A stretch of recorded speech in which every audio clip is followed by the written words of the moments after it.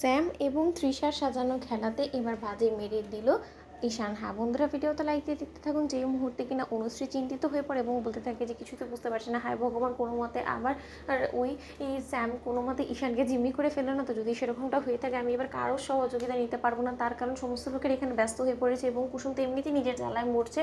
ঠিক সেই সময়ই কথা বলা মাত্র আয়ুষ যখন বলতে থাকে যে অনুশ্রী কোনো রকম কোনো খবর আছে, ঠিক সেই সময় অনুশ্রী যখন বলতে থাকে যে না ভাইদা, কোনো রকম কোনো খবর নেই, ওদিকে ঈশানকেও আমি খুঁজে পাচ্ছি না, তারপর ঈশান ফোনও রিসিভ করছে না।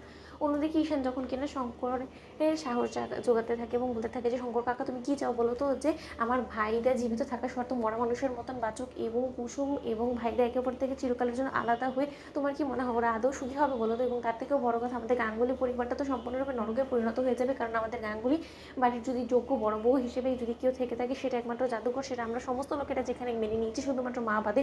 তাহলে তোমার এত কিসের এর এত আক্ষেপ হচ্ছে বলো? আমি তো কিছুই বুঝতে পারছি না, তুমি কেন জাদুঘরের উপরে এতটা ক্ষিপ্ত হয়ে জাদুঘরের সর্বনাশ করতে লেগেছো? তুমি এত বড় তোমার মেয়ে সর্বনাশ করতে পারবে বলো তো? তোমার মেয়ের সিঁদুর দাওয়ে লেগে গিয়েছে, তার সত্ত্বেও তুমি বাবা হয়ে তোমার মেয়ের সিঁদুর রক্ষা করার জন্য একটা শেষ চেষ্টা করবে না? আমাদেরকে শোনো, আগে এখান থেকে যে করে হোক না কেন আমাদেরকে এখান থেকে বেরোতে হবে, নয়তো বা ওই তৃষা সর্বনাশ করে ফেলবে। ওই তৃষা সম্ভবত যে কোনো মূল্যেই হোক না কেন শ্রীতমাকে পথ থেকে সরিয়ে দেওয়ার জন্য ও যা না তাই করতে পারে। ও এমন কিছু একটা ঘটনা ঘটাবে যার কারণে কিনা এক পর্যায়ে শ্রীতমা সেখান থেকে সরিয়ে যেতে বাধ্য হবে এবং তার পরবর্তীতে এই স্যামের বোন, যে কিনা একটা পাগলি, যে কিনা মানসিকভাবে অসুস্থ, সে রীতিমতো গাঙ্গুলি বাড়ির বড় বউ হবে এবং সে রীতিমতো ভাইটাকে এই সমস্ত কিছু করতে বাধ্য করবে, যেরকমটা কিনা আজ অবধি এরা করে এসেছে, ওদেরকে ইশারায় নাচিয়ে চলেছে। তাই যে করে হোক না কেন ওদের চোখকে ফাঁকি দিয়ে আমাদেরকে এখান থেকে বের হতেই হবে এবং সেটার জন্য যা যা করতে বলো আমি তোমাকে, তুমি সেই সমস্ত কিছুই করবে। সর্বপ্রথম আমাদেরকে যে করে হোক না কেন হাতের বাঁধনগুলো খুলে আমাদেরকে এই দুটো বদমাইশকে শেষ করে দিতে হবে, যাতে করে কিনা ওরা কোনো মতে আমাদের পেছনে ধাওয়া না করতে পারে। আমাদেরকে সময় মতো যদি আমরা গাঙ্গুলিতে পৌঁছতে না পারি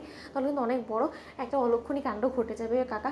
তাই আমাদেরকে যত শীঘ্রই সম্ভব সেখানে পৌঁছতে হবে। অন্যদিকে যখন কিনা কুসুমকে এক পর্যায়ে তৃষা বাধ্য করে ফেলে এবং ভয়ভীতি দেখে যখন কিনা বলতে থাকে যে এক্ষুনি শ্রীতমার পরানো এই বেনারসি গয়নাঘাটি সমস্ত কিছু খুলে আমাকে পরিয়ে দাও কুসুম, নয়তো বা কিন্তু তোমার বাবার কপালে অশেষ দুঃখ আছে। তুমি না জানো নিশ্চয়ই যে আমি যদি আমার দাদাকে এখন ফোন করি তাহলে কিন্তু আমার দাদা রীতিমতো তোমার বাবাকে সেই শাস্তিগুলো দেবে যেটা কিনা আমি আমার দাদাকে বলবো, সেটা নিশ্চয়ই তুমি চাও না।